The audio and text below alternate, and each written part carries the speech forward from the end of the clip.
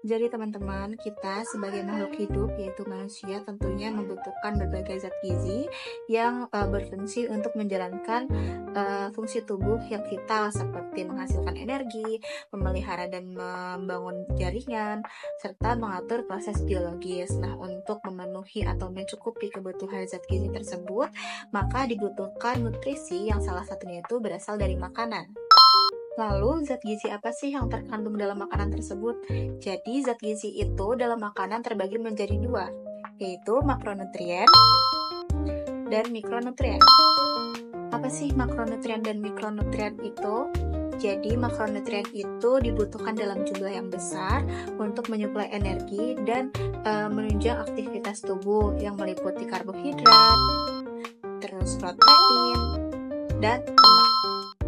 Nah, sementara itu, mikronutrien itu dibutuhkan dalam jumlah yang sedikit, namun tetap penting bagi kesehatan, karena dia itu berfungsi sebagai metabolisme, sistem imun, dan pencegahan penyakit. Salah satu mikronutrien yang penting itu yaitu vitamin. Vitamin merupakan zat yang tidak dapat dibentuk oleh tubuh dan berperan sebagai katalisator organik, mengatur proses metabolisme, dan fungsi normal tubuh. Tanpa vitamin, hewan, manusia, serta makhluk hidup lainnya itu tidak dapat menjalankan aktivitas sehari-hari dengan normal. Vitamin dibagi lagi menjadi dua jenis, vitamin yang larut dalam air dan vitamin yang larut dalam lemak. Vitamin yang larut dalam lemak ini dikelompokkan menjadi vitamin A, D, E, dan K. Sedangkan vitamin yang larut dalam air dikelompokkan menjadi vitamin B kompleks dan vitamin C. Vitamin B kompleks ini terdiri dari vitamin B1, B2, B3, B5, B6, B9, dan B12. Di sini saya akan membahas lebih lanjut yaitu tentang vitamin E. Seperti yang sudah saya jelaskan tadi, bahwa vitamin E ini termasuk ke dalam vitamin yang larut dalam lemak dan berperan penting sebagai antioksidan dalam tubuh. Vitamin E ditemukan pada tahun 1922 oleh Evans dan Bishop dengan istilah yaitu tocopherol. Tocopherol ini berasal dari bahasa Yunani yaitu takov artinya kelahiran anak dan ferol yaitu artinya mengasuh. Nah, fungsi vitamin E sendiri ini yaitu melindungi sel-sel dari kerusakan akibat radikal bebas, yaitu molekulnya itu tidak stabil yang dapat merusak struktur sel dan memicu berbagai penyakit degeneratif. Selain fungsi tadi, vitamin E ini berperan dalam menjaga kesehatan kulit, fungsi imun, serta mendukung kesehatan pembuluh darah dan proses penyembuhan luka. Vitamin E ini dapat kita temukan dalam berbagai makanan, seperti minyak nabati. Minyak nabatinya itu kita temukan bisa di dalam minyak zaitun atau minyak biji bunga matahari. Selain minyak nabati, vitamin E juga kita dapat temukan di kacang-kacangan, biji-bijian, serta sayuran berdaun hijau seperti bayam dan brokoli. Nah, untuk mengetahui vitamin E yang terdapat dalam makanan ini dapat dilakukan analisis. Kalian boleh simak baik-baik video setelah ini yang akan menjelaskan prosedur bagaimana analisis vitamin E dilaksanakan. Selamat menonton!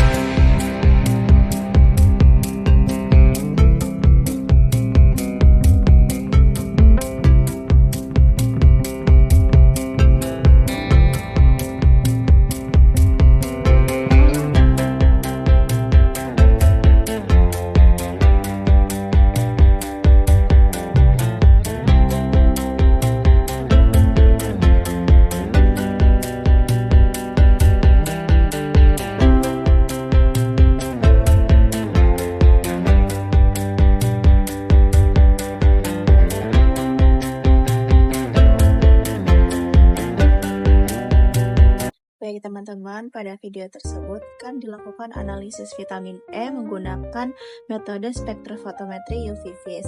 Sebelumnya saya mau ngasih tahu juga kalau misalkan analisis vitamin E ini tidak hanya dapat dilakukan dengan metode spektrofotometri UV-Vis saja, tetapi juga dapat dilakukan dengan metode KCKT atau kromatografi cair kinerja tinggi, biasa kita sebut dengan HPLC.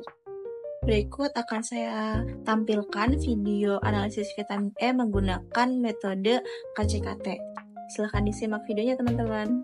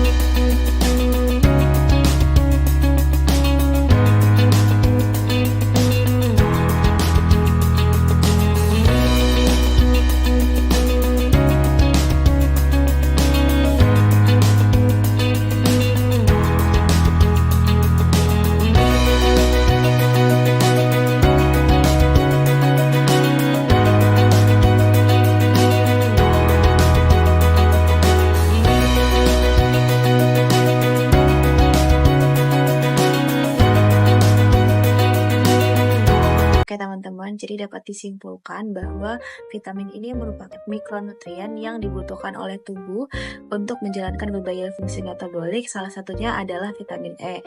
Nah, sebagai vitamin yang larut lemak, vitamin E ini berperan penting sebagai antioksidan yang melindungi sel dari kerusakan akibat radikal bebas serta mendukung sistem imun dan kesehatan kulit. Vitamin E secara alami dapat ditemukan dalam minyak nabati, kacang-kacangan, dan sayuran hijau. Nah, analisis kadar vitamin E dalam pangan ini sangat penting untuk mengetahui nilai-nilai gizinya secara akurat. Nah, analisis vitamin E pada bahan pangan ini dapat dilakukan dengan metode spektrofotometri UV-Vis dan metode KCKT atau HPLC. Nah, dengan tahapan seperti penetapan kurva baku tokoferol, pengukuran panjang gelombang, dan penetapan kadar vitamin E. Dalam contoh analisis di video-video sebelumnya, yaitu pada metode spektrofotometri UV-Vis dilakukan dengan sampel yaitu buah tomat, buah mangga, dan buah alpukat. Sedangkan pada metode KCKT dilakukan dengan sampel yaitu buah kelapa kopior. Baik teman-teman, semoga informasi yang saya sampaikan dapat bermanfaat bagi kita semua. Kurang lebihnya mohon maaf. Wassalamualaikum warahmatullahi wabarakatuh.